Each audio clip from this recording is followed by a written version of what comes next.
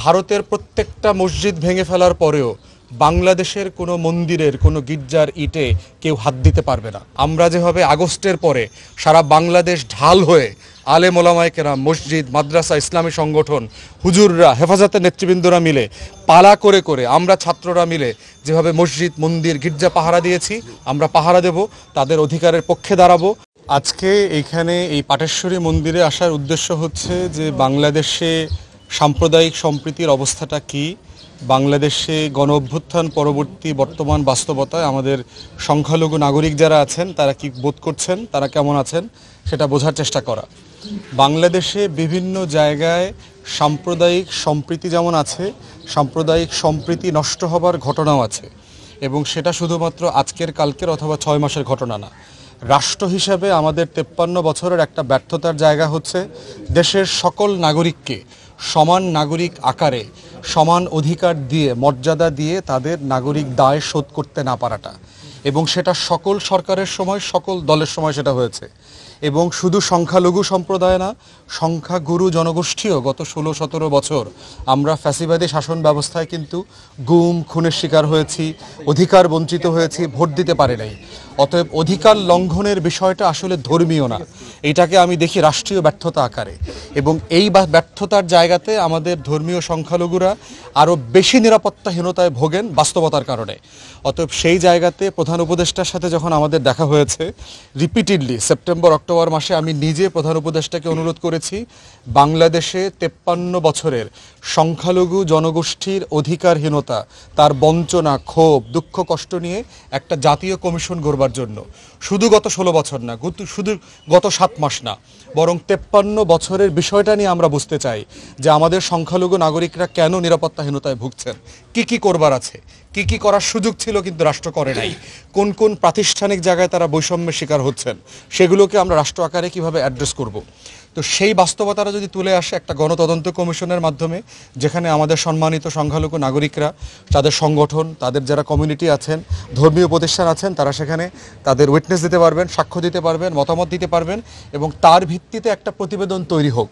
প্রতিবেদনের পরে যদি প্রয়োজন হয় যেখানে সংখ্যালঘু কমিশন করতে হবে, অথবা মানবাধিকার কমিশনকে ঢেলে সাজিয়ে সেখানে আলাদা সংখ্যালঘু জনগোষ্ঠীর অধিকার প্রতিষ্ঠার জন্য করণীয় কী, সুপারিশমালাগুলো বাস্তবায়ন কীভাবে হবে, শুধু সেগুলো করা দরকার। সেগুলোর দাবি ইতিমধ্যে এবি পার্টির পক্ষ থেকে আমরা করেছি এবং কন্টিনিউ করে যাব।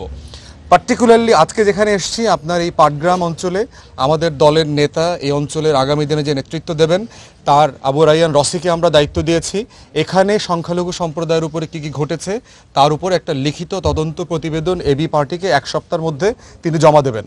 জমা দেওয়ার পরে আমরা রাষ্ট্রের যেখানে যেখানে এগুলো নিয়ে কথা বলা দরকার, প্রেসে, গণমাধ্যমে ভয়েস রেজ করা দরকার, সেটা আমরা করব। তৃতীয়ত হচ্ছে তাদেরকে সাহায্য সহযোগিতা এবং এই প্রতিষ্ঠানটাকে ডেভেলপ করবার কিছু দাবি আমাদেরকে এই নেতৃবৃন্দ বলেছেন। এই দাবিগুলোকে নিয়ে আমরা বাংলাদেশের ধর্ম মন্ত্রণালয় যারা আছেন, উপদেষ্টার সাথে যদি কথা বলার প্রয়োজন হয়, তাদের যারা ট্রাস্টি বোর্ড আছেন, যারা ফান্ডিং দেখাশোনা করেন, আরও যারা প্রতিষ্ঠান আছেন রাষ্ট্রের, যাদের দায় আছে, দায়িত্ব আছে এগুলোকে দেখভাল করবার, সেসব জায়গাতে আমরা এই দাবিগুলো নিয়ে যাব, কথা বলবো, এবং তাদেরকে কিভাবে সাহায্য করা সম্ভব আমাদের দলের পক্ষ থেকে সীমিত সামর্থ্যে এবং রাষ্ট্রীয় আকারে, জাতীয় সম্পদ আকারে কিভাবে সাহায্য করা যায় সেটা আমরা করব। ফাইনালি হচ্ছে ভারতে হিন্দুত্ববাদী রাজনীতি অথবা বিজেপির রাজনীতির কারণে সেখানে সংখ্যালঘু মুসলমান জনগোষ্ঠী, খ্রিস্টান জনগোষ্ঠীর উপরে কি হচ্ছে না হচ্ছে সেটা আমরা আলাদা করে আলোচনা করব। সেটা আমাদের সাথে বিদেশ নীতি, পররাষ্ট্রনীতি, প্রতিরক্ষা নীতি, 16 বছরের সম্পর্ক, এগুলো সব কিছু আলাদাভাবে আলোচনা করব। বটম লাইন হচ্ছে ভারতের প্রত্যেকটা মসজিদ ভেঙে ফেলার পরেও বাংলাদেশের কোনো মন্দিরের কোনো গির্জার ইটে কেউ হাত দিতে পারবে না। এটা এক জিনিস না।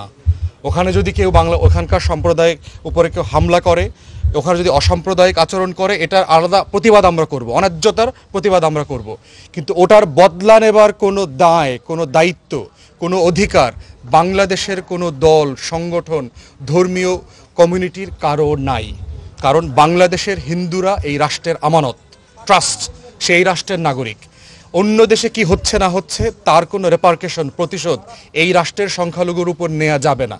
এই বক্তব্য আমাদের খুব পরিষ্কার।